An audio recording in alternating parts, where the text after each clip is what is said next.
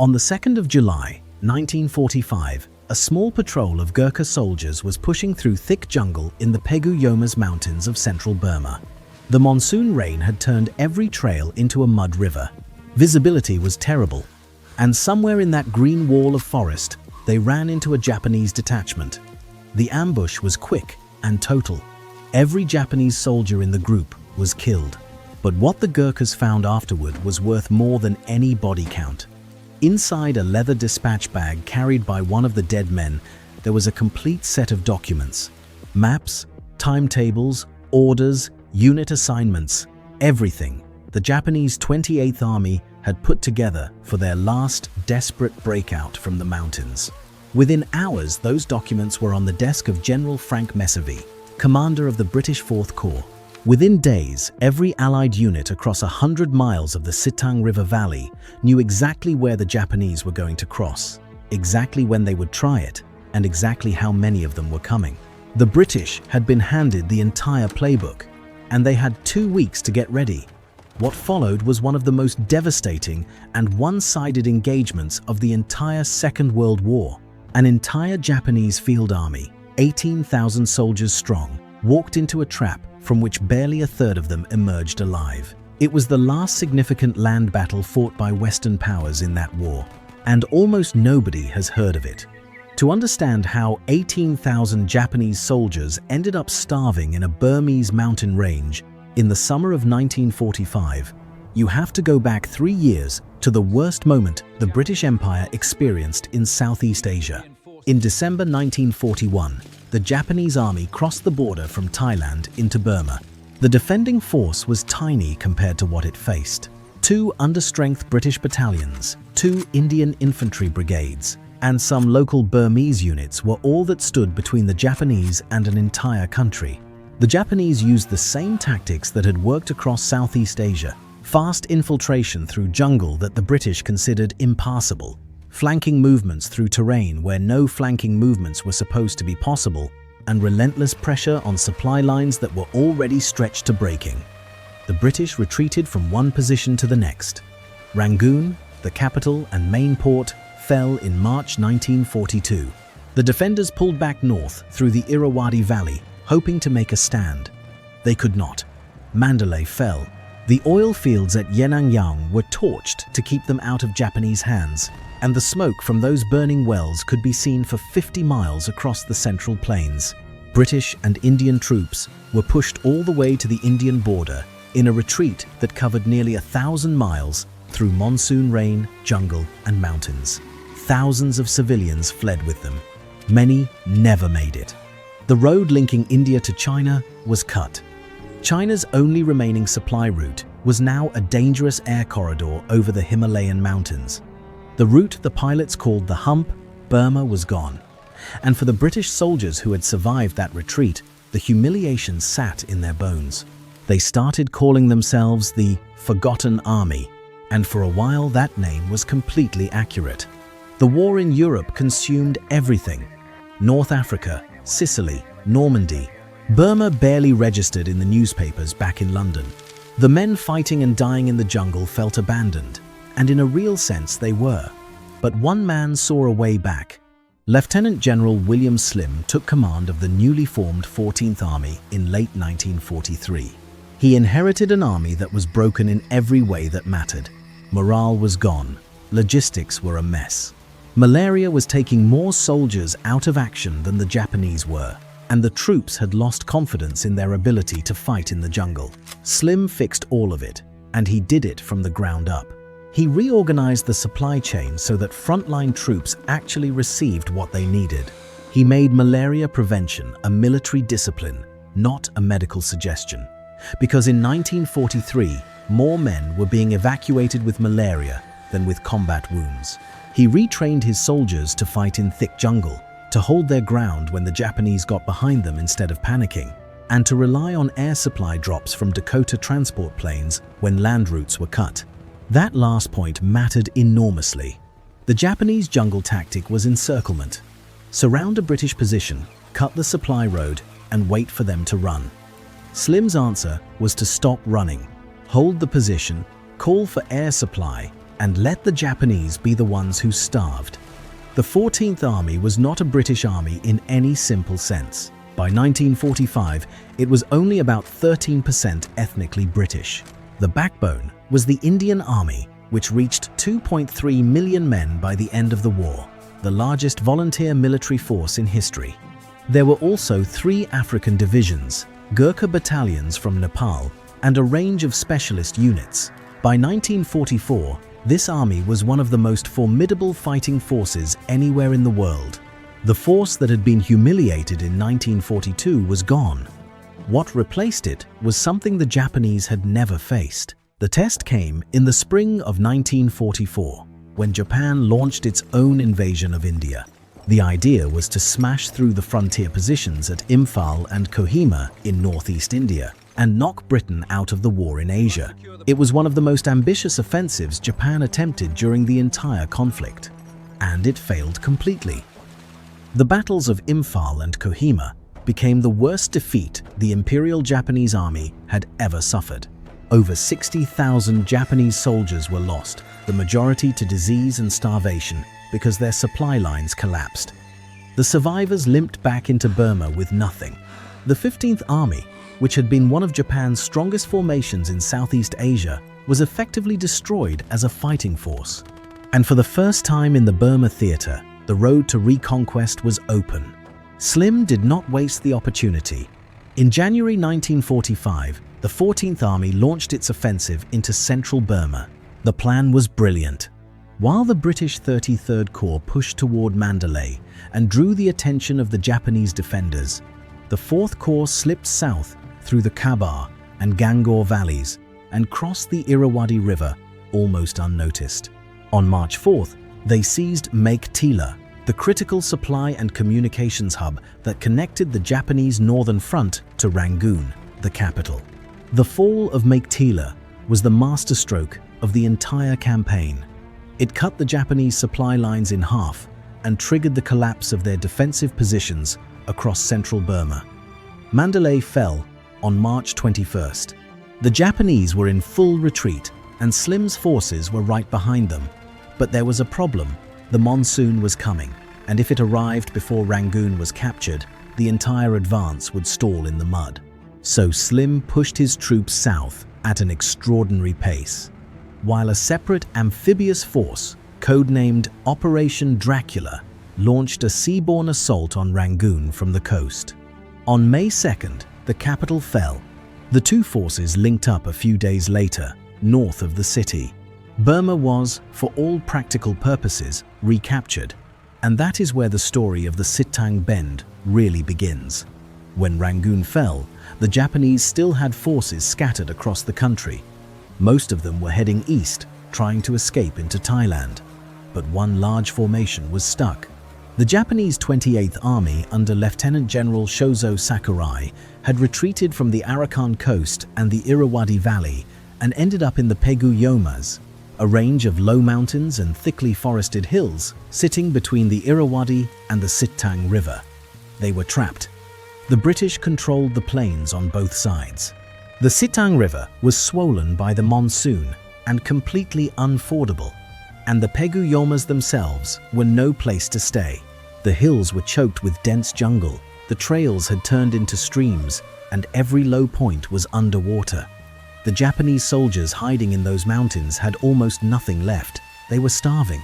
Their rations had run out weeks earlier, and what food they could find in the jungle was barely enough to keep a man standing. Medical supplies were gone. Cholera was spreading through entire units. Dysentery had weakened thousands of men to the point where a day of marching left them unable to get up the next morning. Wounds went untreated. The monsoon rain never stopped. Sakurai had roughly 18,000 men under his direct command. Among them were the 54th and 55th Divisions, both once formidable infantry formations, now shadows of what they had been. There was also a mixed brigade of anti-aircraft gunners, airfield construction workers, and naval anchorage personnel called Kani Force, about 4,000 strong, and the 600 men of the 13th Naval Guard Force.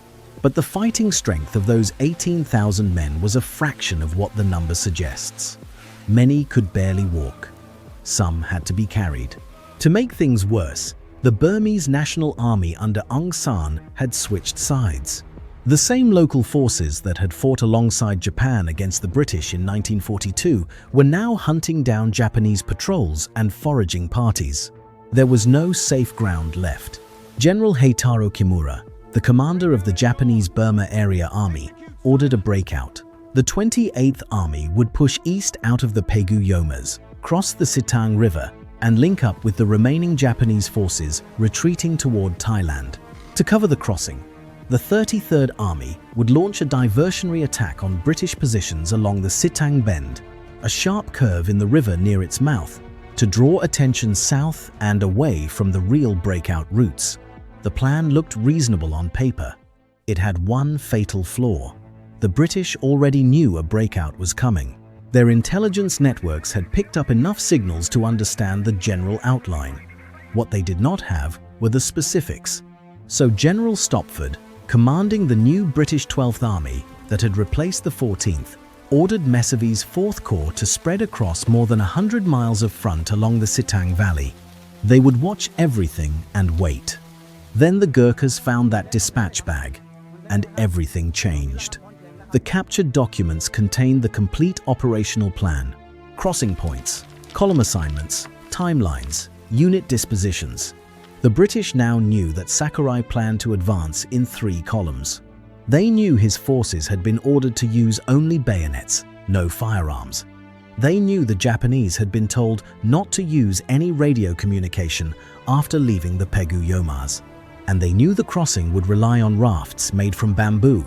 Think about what that means for a second.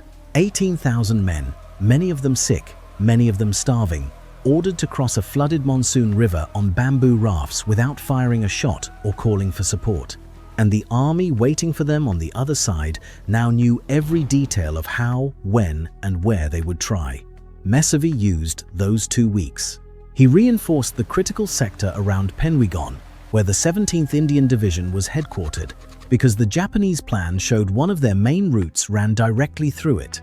The 64th Indian Brigade from the 19th Indian Division was moved in to strengthen the position. Artillery was zeroed in on the crossing points. The Royal Air Force organized standing patrols of Spitfires and Thunderbolts, ready to be called down by ground controllers embedded with the forward units. Forward observation officers, both on the ground and in the air, were positioned to direct fire in real time. The trap was set. All the British had to do was wait. The Japanese 33rd Army launched its diversionary attack on July 3rd, and this is where the operation started falling apart before the breakout even began. The attack was mistimed. It came a full week before the 28th Army was ready to move.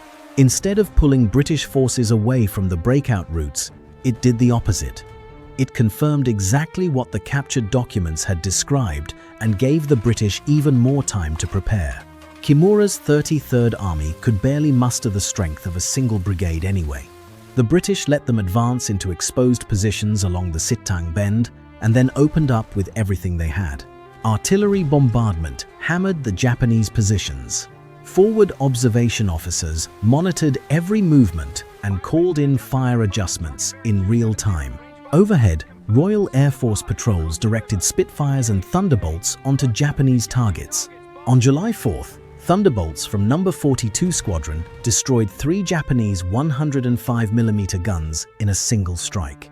By July 7th, the country around the Sittang Bend was almost entirely under chest-high water. Both sides were fighting in conditions that made conventional infantry movement nearly impossible.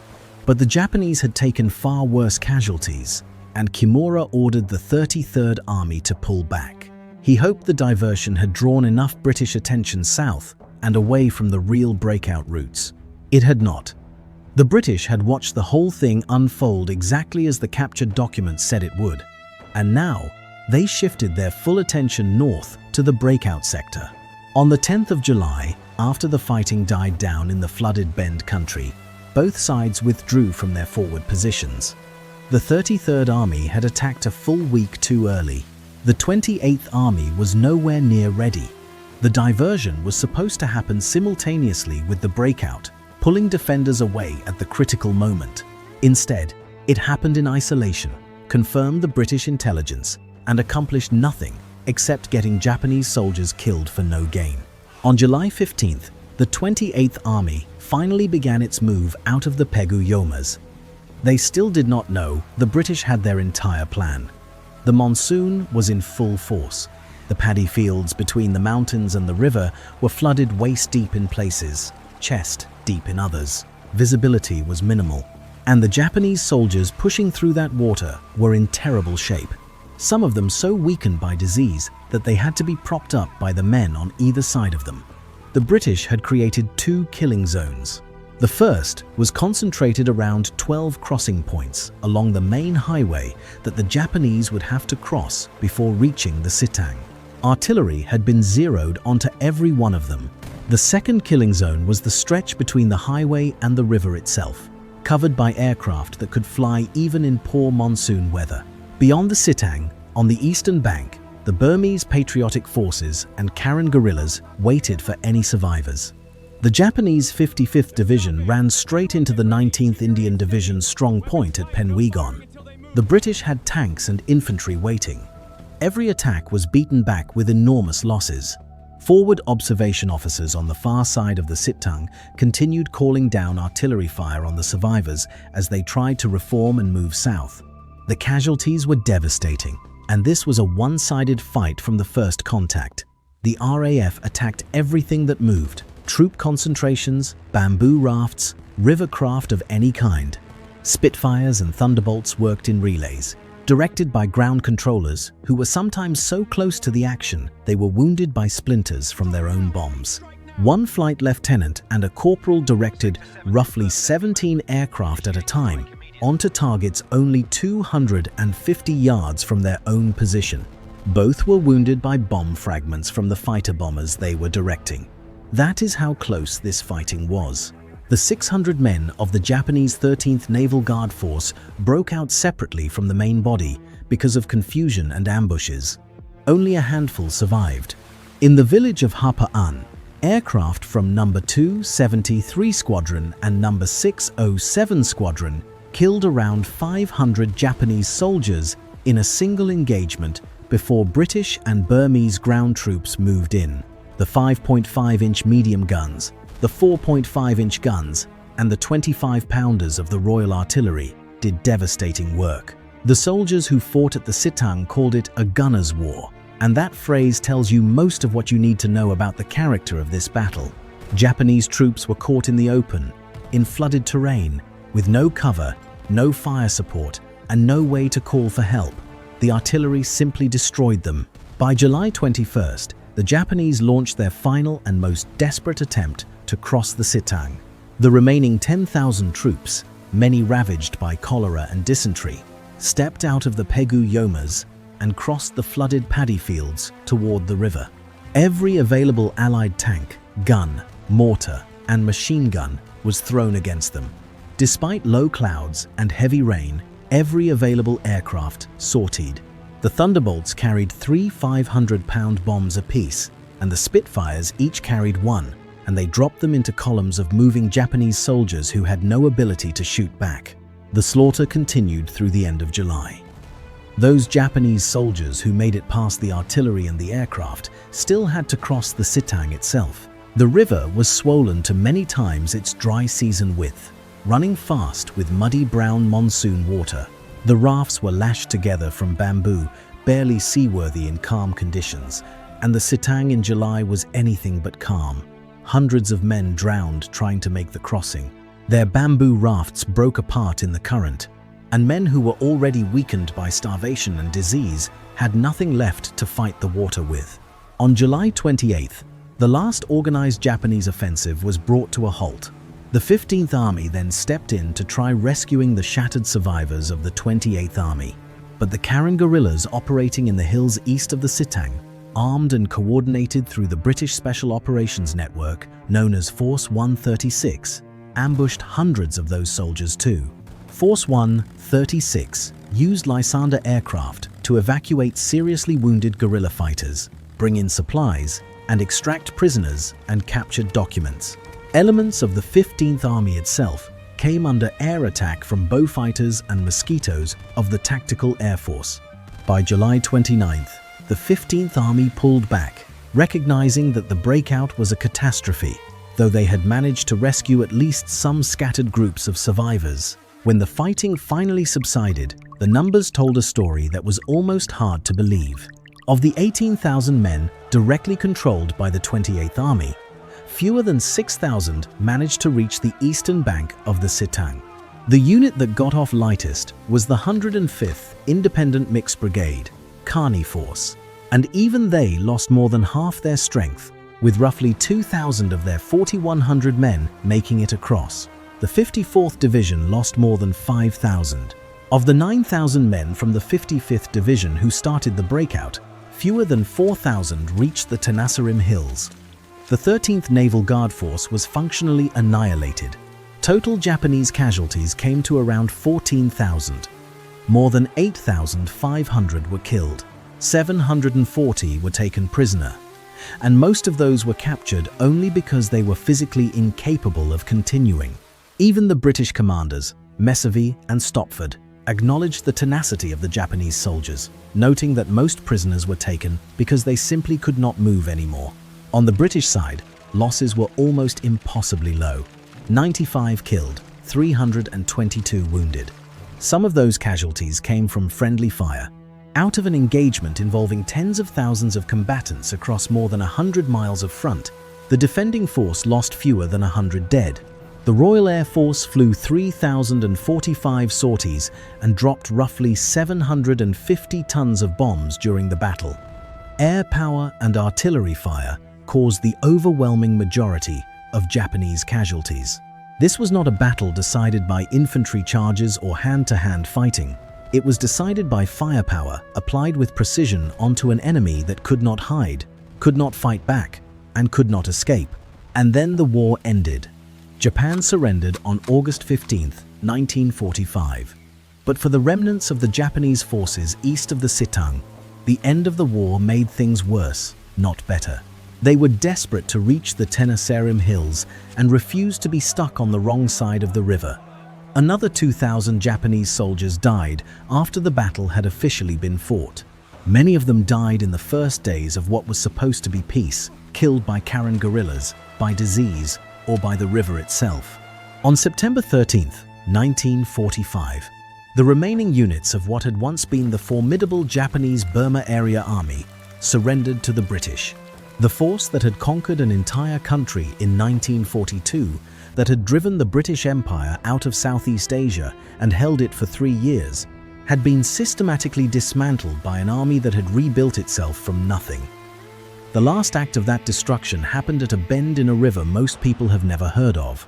The Battle of the Sittang Bend is one of those events that gets overshadowed by everything around it. Hiroshima and Nagasaki happened 2 weeks later. The formal Japanese surrender on the deck of the Missouri happened 6 weeks after that. In the narrative of how the Second World War ended, a brutal infantry and artillery engagement in the monsoon mud of Burma barely rates a footnote. The men who fought it were part of the forgotten army, and this was their forgotten victory.